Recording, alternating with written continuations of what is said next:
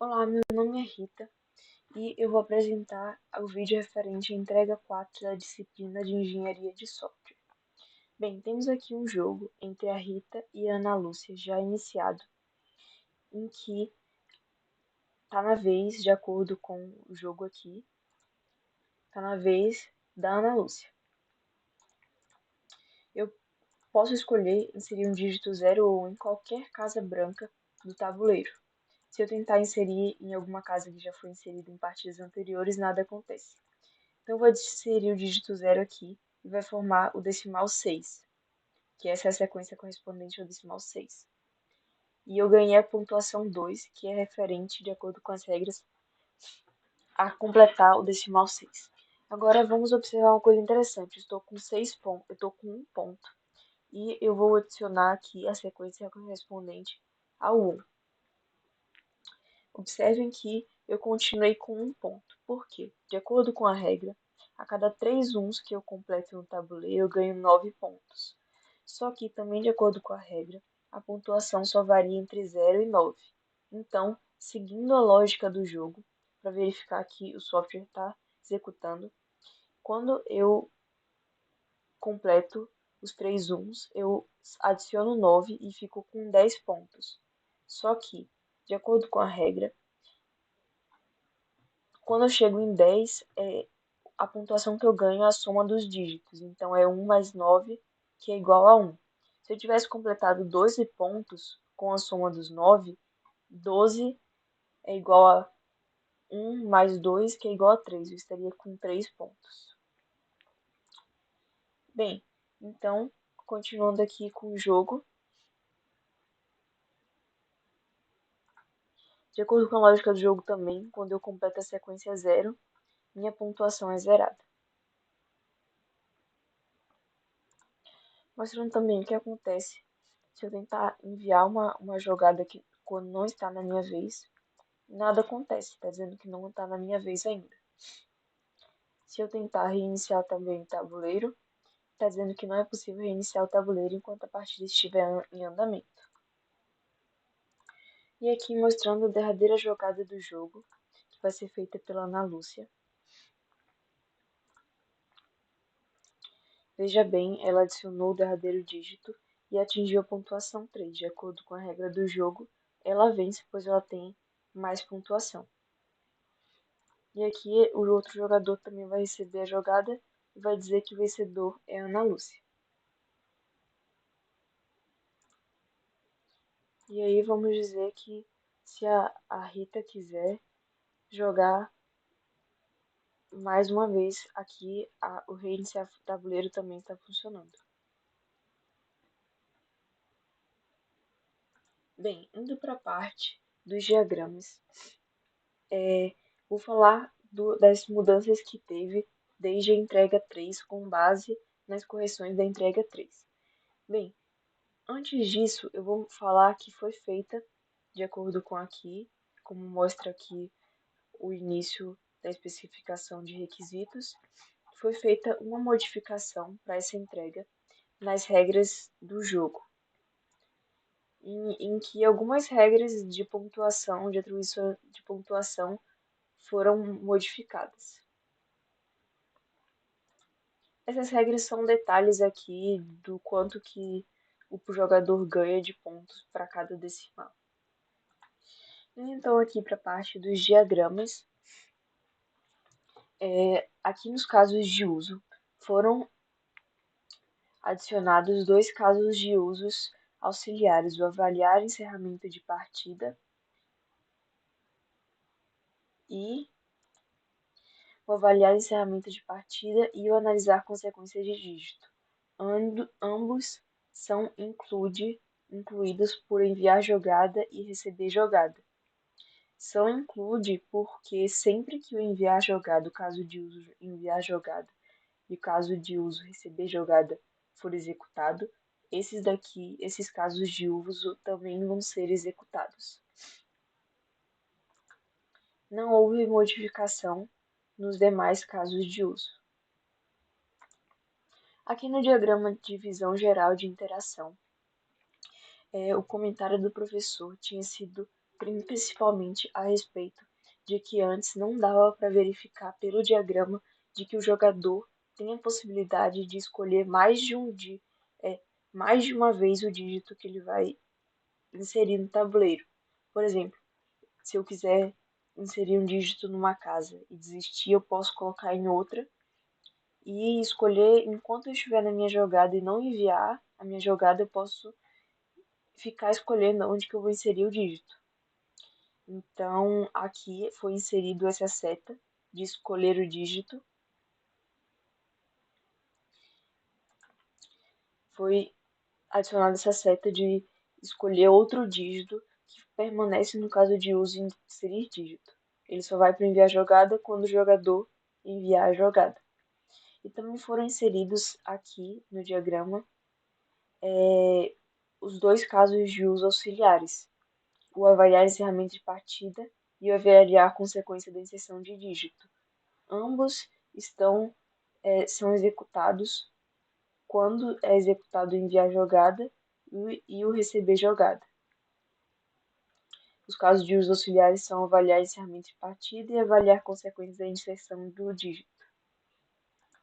No diagrama de sequência, um dos comentários a respeito da entrega 3 era que estava pouco explicado como que eram feitas as atualizações da interface gráfica. Por isso, agora foi feita uma revisão nos diagramas de sequência, em que os métodos são mais específicos do que na interface vai ser atualizado. Então, por exemplo, aqui no inserir dígito, atualizar casa branca, tem a atualização de uma imagem em que o dígito de casa branca é atualizado. Limpar casa branca também é bem autoexplicativo. Então, as modificações feitas na interface ficaram mais específicas e detalhadas para poder ser entendido o que é que está de fato sendo atualizado na interface. Outro comentário geral que havia sido feito com relação aos diagramas de sequência é que haviam setas de retorno de dados, de retorno de controle de dados, e isso é inconsistente na diagramação UML. Por isso, todas as setas que iam da direita para a esquerda com o retorno de dados foram retirados de todos os diagramas de sequência. Foram corrigidas também falhas sintáticas envolvendo fragmentos combinados. Fragmentos combinados são esses opts aqui.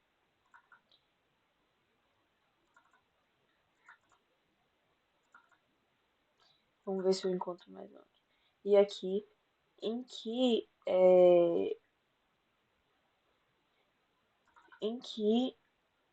havia, por exemplo, alternativas em que não havia a especificação de else e também opts em que estavam desajustados no diagrama e então ficava confuso saber aonde é que ele estava limitando a execução.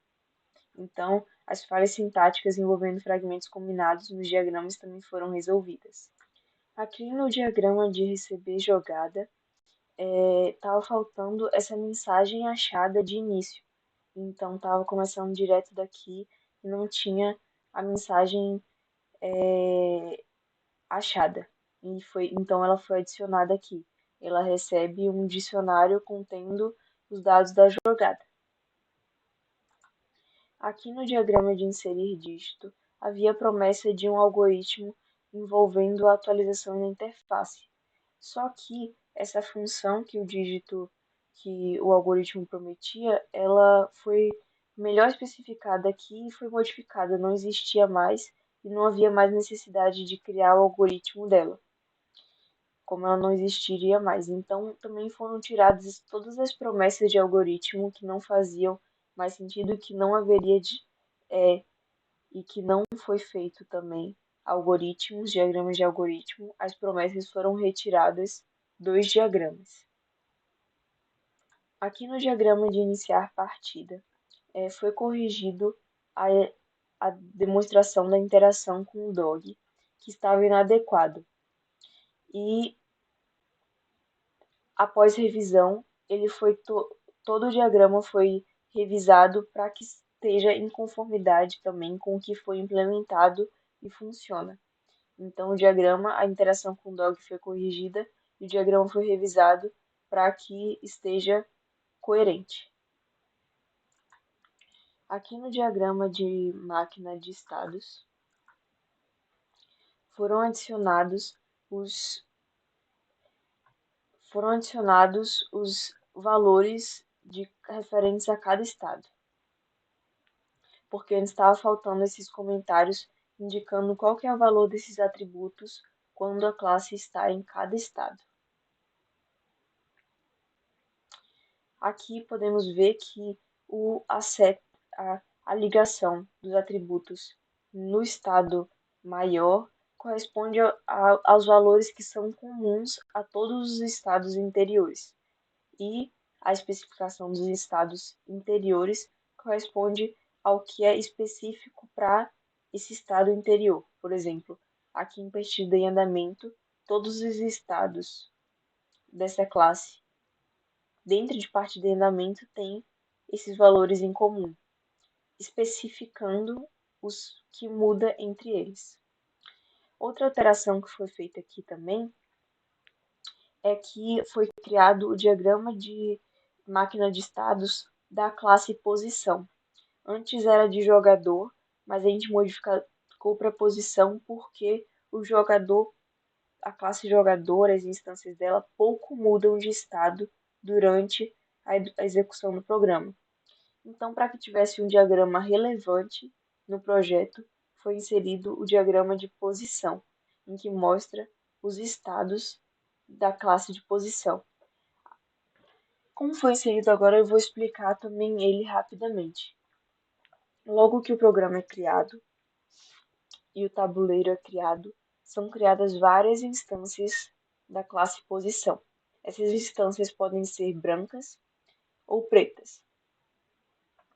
Estando no estado branco, o que há em comum entre todos os estados é que a cor é branca, a posição recebe uma posição, a cor do jogador é nula e o decimal é nulo, porque casas brancas não recebem decimal.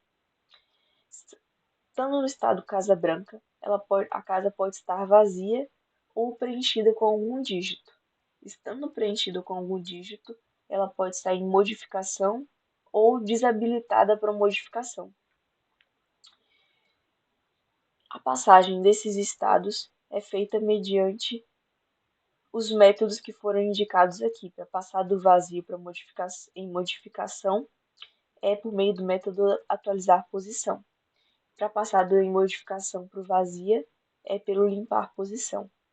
Para passar do em modificação para o desabilitada, que é quando você confirma o valor do dígito naquela posição, é pelo método desabilitar mudança, em que habilitada fica falso e a cor do dígito é preto. Enquanto está em modificação, a cor do dígito é azul. Passando aqui para o estado preto, instanciada preto, a casa pode estar no estado vazia, a posição pode estar vazia ou preenchida. Estando vazia, tem todos os atributos relacionados ao decimal nulo, e estando no estado preenchida, o atributo decimal recebe um valor e a cor do jogador que inseriu o decimal também recebe um valor. O que há em comum nesses dois estados, que é dentro do estado instanciado preto, é que as informações referentes ao dígito é nulo e a casa está sempre habilitada, porque essa informação de habilitada não é relevante para quando está no estado instanciada preta. Aqui no diagrama de atualizar pontuação, o comentário do professor havia sido de que a condição para esse loop aqui estava confuso, mas durante conversa na apresentação presencial havia sido esclarecido esse ponto. Para que fique ainda mais claro, foi modificado aqui para deixar claro que, se a pontuação for menor ou igual a 9, sai do loop. Enquanto a pontuação for maior do que 9, esses cálculos aqui são executados. Aqui no diagrama de algoritmo do examinar casas brancas foi feita uma pequena alteração de que essa seta daqui está chegando no nodo de decisão, que antes ela estava chegando só aqui no início do diagrama e isso é inconsistente. Então ela foi colocada no lugar certo.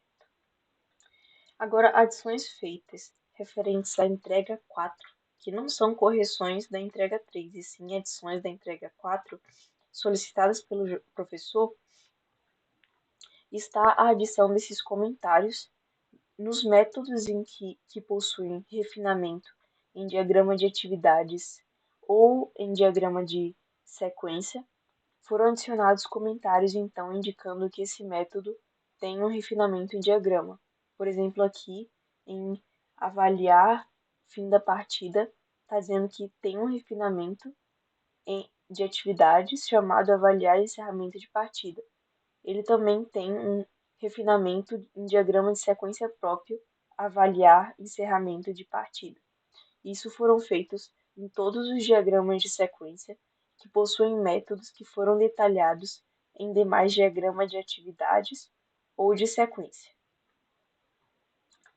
Por fim, outra adição que também foi feita com solicitação do professor é que nos diagramas de algoritmo foram adicionados um comentário indicando qual que é o diagrama de sequência em que esse algoritmo aparece. Em todos os diagramas de algoritmo foram adicionados esse comentário. Com isso, foram cumpridos os requisitos para o trabalho ser considerado completo. Temos a especificação de requisitos completa e atualizada, todos os diagramas solicitados pelo professor. O programa está executando com a lógica do jogo sendo corretamente aplicada conforme foi verificado na atribuição de pontuação e inserção de dígitos e envio de jogada e comunicação entre os jogadores. E também há coerência entre esses diagramas e a implementação do código, tanto no diagrama de classes quanto nos diagramas de atividades, de estados e todos os demais diagramas realizados. Aqui o diagrama de classes foi atualizado para que todos os métodos que estão aqui estejam no código e também todos os atributos também estejam no código.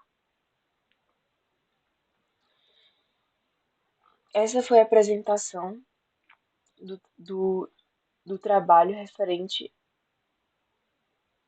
à engenharia de software do jogo Duelo Binário criado pela nossa equipe. Muito grata pela atenção.